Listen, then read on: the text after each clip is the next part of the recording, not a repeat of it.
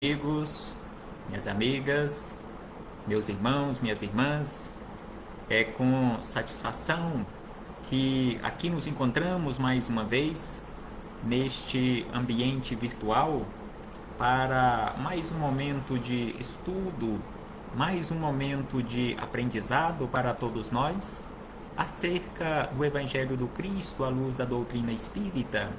E por isso, mais uma vez agradecemos. E é preciso que agradeçamos constantemente a Deus pela graça da vida. Agradeçamos a Deus por mais esta oportunidade que nos foi concedida de aqui nos encontrarmos ligados a este instrumento que conhecemos com o nome de corpo físico, realizando mais esta experiência humana. Mais um momento em que nos foi concedido de aqui nos encontrarmos nesta busca incessante por conhecermos a verdade. Agradeçamos a Jesus de Nazaré, nosso Mestre e Senhor, guia e modelo para toda a humanidade, por estes ensinamentos maravilhosos que Ele nos deixou de forma exemplificada, conforme nós encontramos naqueles relatos que nos foram deixados por aqueles primeiros seguidores do Cristo, que os denominamos como sendo os seus evangelistas ou os seus primeiros discípulos. Agradeçamos a eles e aos espíritos amigos pelo amparo, pela proteção, pela assistência, por todos os esclarecimentos que eles nos trazem constantemente em nome do Senhor Jesus.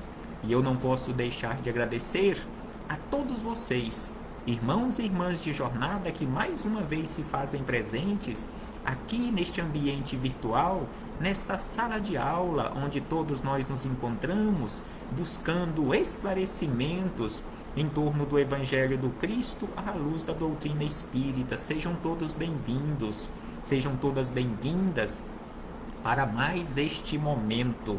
Então hoje aqui nos encontramos para darmos continuidade aos nossos estudos sistematizados de O Evangelho do Cristo à luz da doutrina espírita.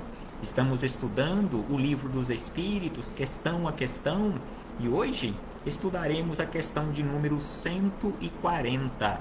Questão de número 140, que se encontra na parte segunda, ou livro segundo, de O Livro dos Espíritos, mais especificamente no capítulo 2 da Encarnação dos Espíritos.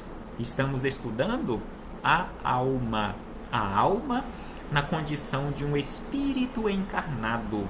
E a questão número 140, Kardec questionou acerca da indivisibilidade da alma, ou conforme alguma teoria em que a alma poderia ser subdividida.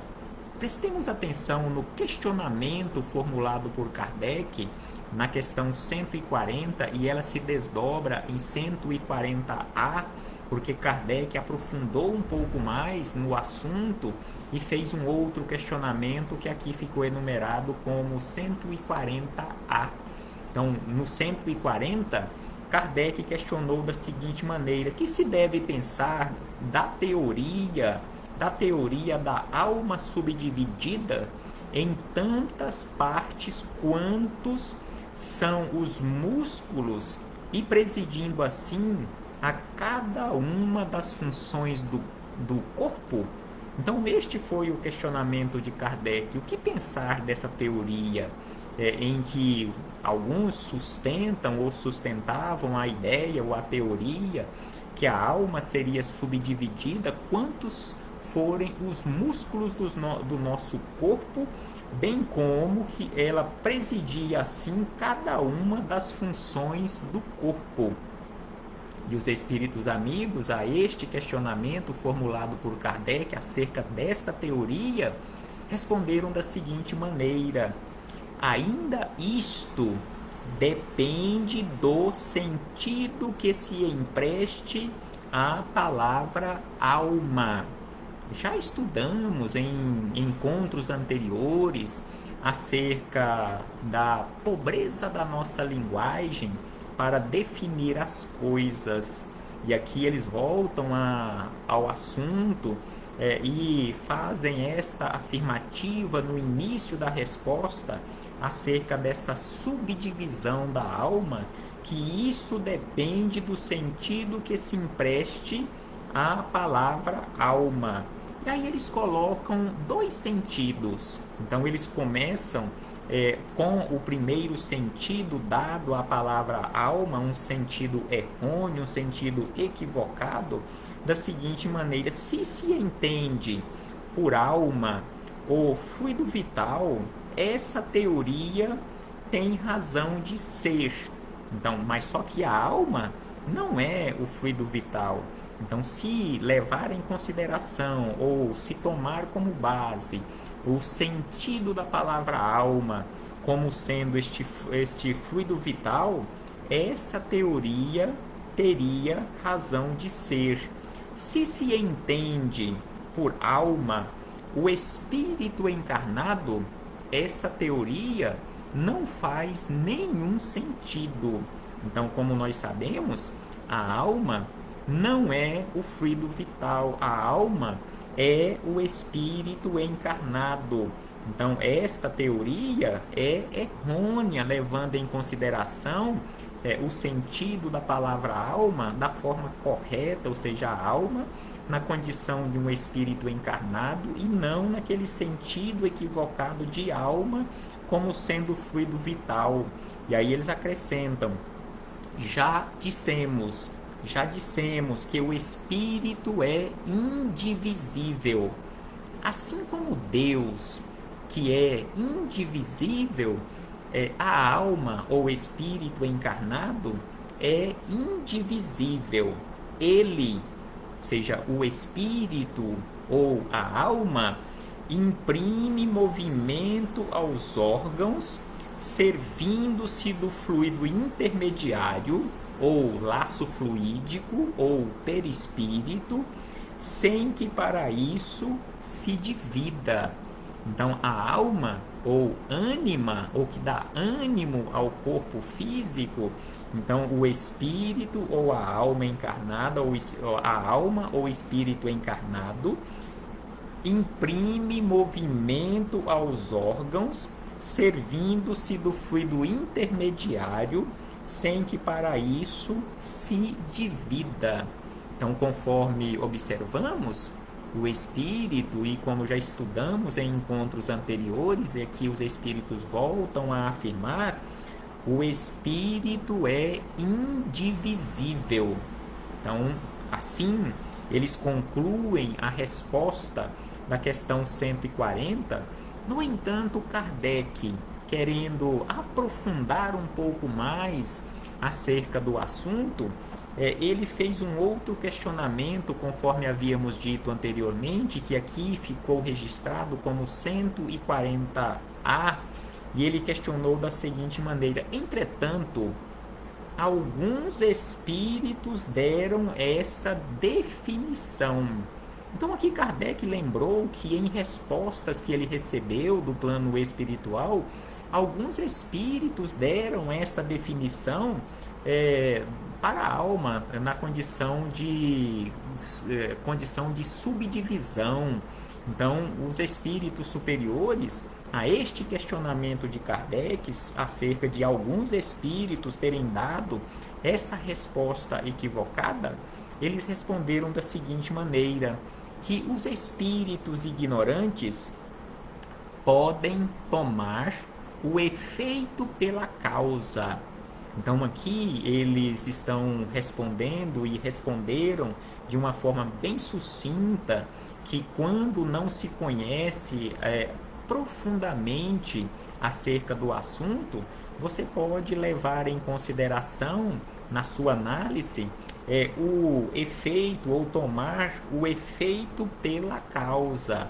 Ou seja, numa situação em que um espírito mais evoluído, onde através da sua força mental ele pode se fazer visível em vários lugares ao mesmo tempo, Pode-se analisar desta forma o efeito pela causa, ou seja, esta visibilidade, ou esse se tornar visível em mais de um lugar ao mesmo tempo, que ele se subdividiu. Mas em verdade, o espírito ele não se subdividiu, ele continua indivisível.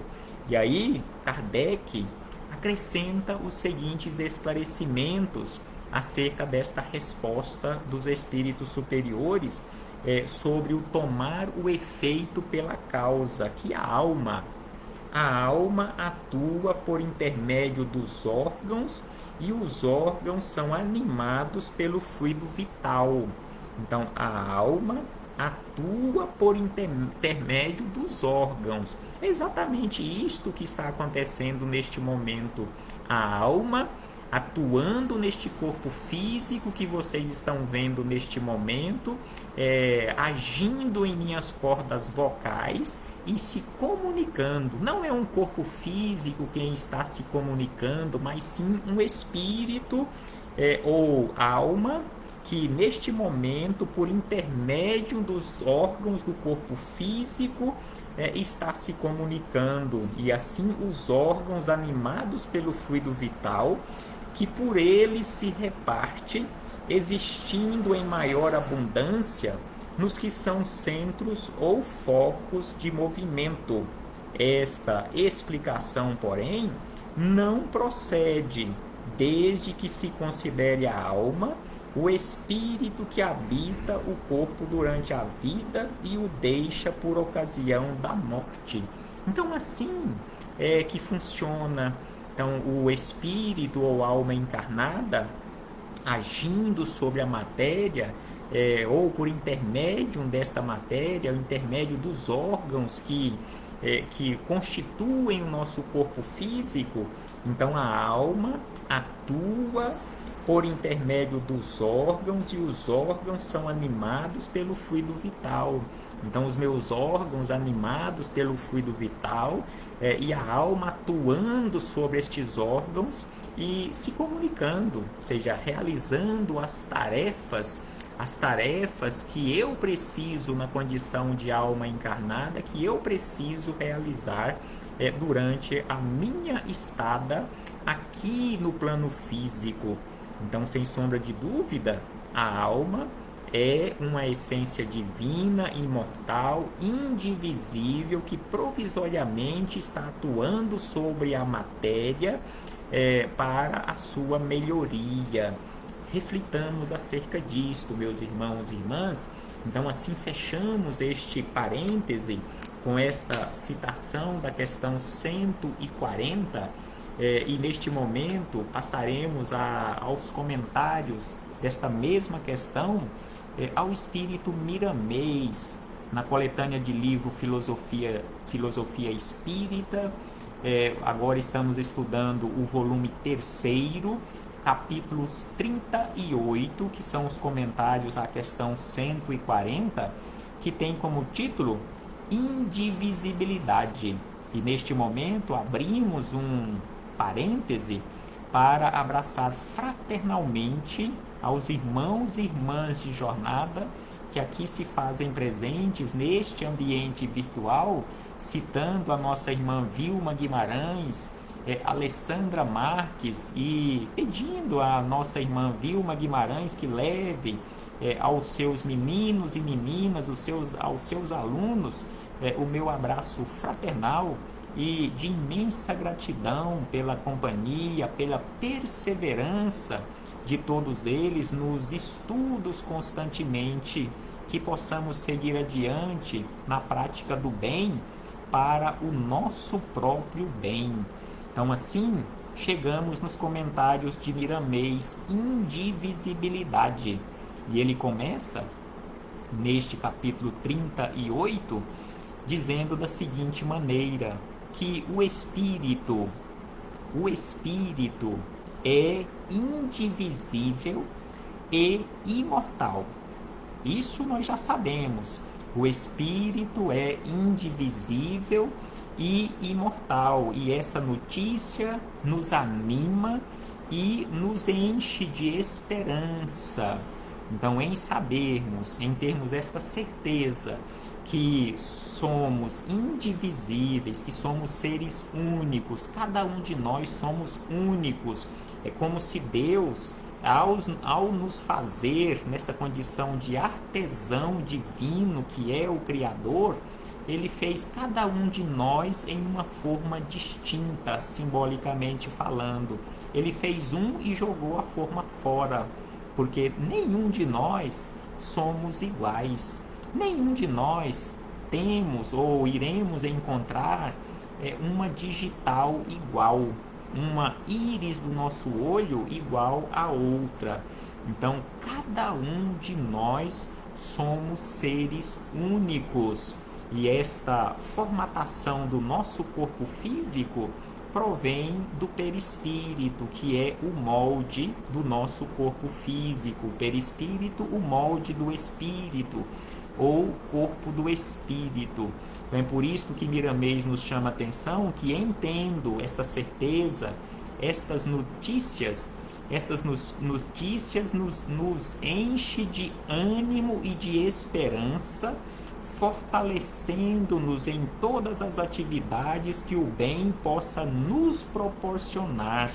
Que o bem possa nos proporcionar, sem sombra de dúvida, que a prática do bem nos proporciona constantemente esta alegria, esta esperança.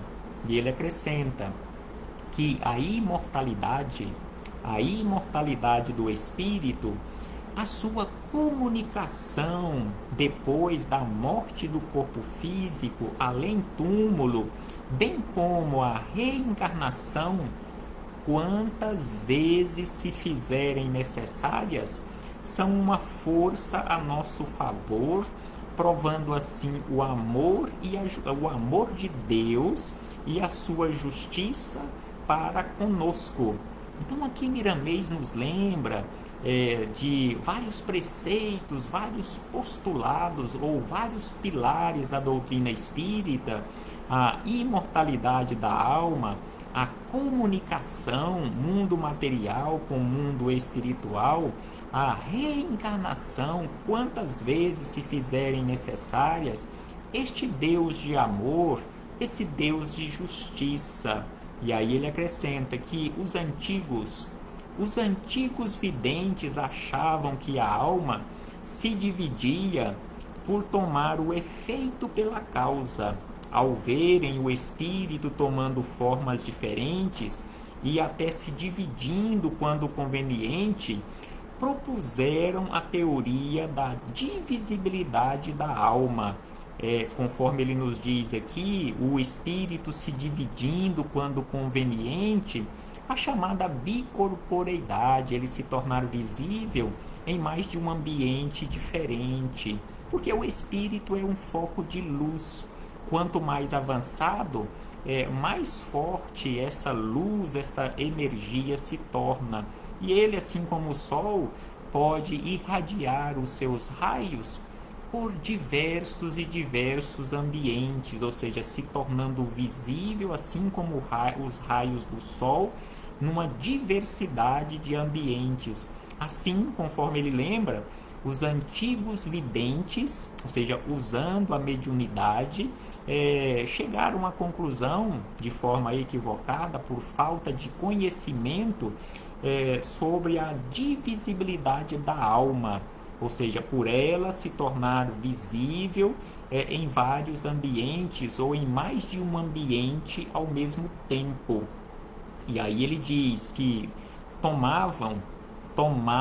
estes videntes tomavam o perispírito, ou o corpo do espírito, ou mesmo o fluido vital, como sendo o espírito. Agora que se conhece a função do perispírito, como já estudamos em outros encontros e com certeza voltaremos a estudar acerca do assunto, as funções do perispírito e, por conseguinte, do fluido universal que ativa nos homens os órgãos, retiram-se as dúvidas, compreendendo que o espírito é imortal e que a vida pode continuar em toda parte. Então hoje nós já temos conhecimento acerca disto, que a vida se movimenta em toda parte, que a vida não cessa jamais, que o espírito é imortal, que o espírito é indivisível. E aí ele acrescenta que Deus na sua infinita sabedoria, nos fez semelhantes a Ele. Portanto, com todos os atributos de vida, e as suas mãos puras nunca poderiam dar nascimento à obra imperfeita. Ele traçou uma trajetória para todos os seus filhos de maneira a exigir os seus esforços na conquista da felicidade. Então, a conquista ou a construção da felicidade depende e dependerá sempre dos nossos esforços, porque esta é uma lei natural. Todos nós fomos criados perfeitos, porque somos filhos do Criador, a perfeição absoluta, e todos nós temos como destino ou destinação a felicidade. Todos nós fomos criados para sermos felizes, mas depende de cada um de nós, através do nosso esforço, que é pessoal e intransferível, a construção deste edifício. Simbolicamente falando, este edifício que se chama felicidade, ele precisa ser construído em cada atitude, por menor que seja a atitude no nosso dia a dia, como sendo um minúsculo tijolinho que vamos colocando ou que iremos colocando na construção deste edifício. Um dia ele estará pronto e acabado dentro de cada um de nós. E aí Miramês segue dizendo que cada vez que cresce a inteligência do homem, cada vez que o espírito se eleva, ele se integra mais na verdade, e a própria ciência o ajuda na compreensão das verdades imortais. Ou seja, toda vez que colocarmos um tijolinho nesta construção, crescendo a nossa inteligência, elevando-nos espiritualmente, nós iremos nos integrando cada vez mais com a verdade, ou seja, com Deus. O Espiritismo, lembra Miramês, que o Espiritismo é uma ciência dotada da mais profunda religiosidade, com consequências filosóficas, de modo a entender e ensinar aos seus profitentes a ciência da vida e a revelar a todos as leis naturais criadas por Deus. Então, o Espiritismo é esta ciência dotada da mais profunda religiosidade, com consequências filosóficas, e que a ciência vai nos mostrando, vai nos ensinando o verdadeiro sentido e o verdadeiro valor da vida, e vai nos revelando, por meio das leis naturais criadas por Deus, o que nós precisamos fazer para o nosso despertar espiritual. É nessa revelação, lembra Miramês na sequência, que é nessa revelação que ficamos compreendendo o que existe no campo espiritual, o trabalho dos espíritos e a assistência dada por eles a todos nós, criaturas humanas ou a caminho da humanização, que aqui nos encontramos realizando esta caminhada. Então é através ou por meio da doutrina espírita ou do espiritismo, conforme ele aqui nos lembra, que iremos e que estamos constantemente recebendo estas revelações do campo espiritual, bem como recebemos estes esclarecimentos acerca da assistência que recebemos permanentemente do mundo espiritual.